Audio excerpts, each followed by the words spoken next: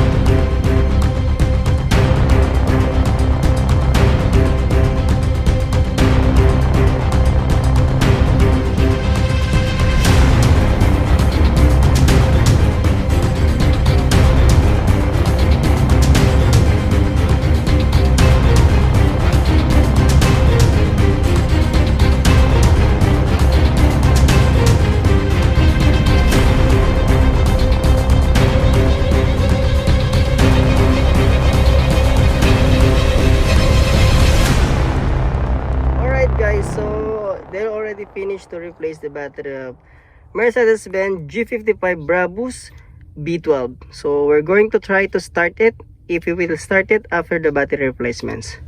Alright guys, keep with us. So we'll try. Let's do this. Alright, so guys, it's one time and one click only. So hopefully guys, you will get some lesson and learn how to replace the battery of Mercedes-Benz G55 Brabus B12. And alright guys, and hopefully everyone is safe, and see you on my next video. Peace out. Yeah.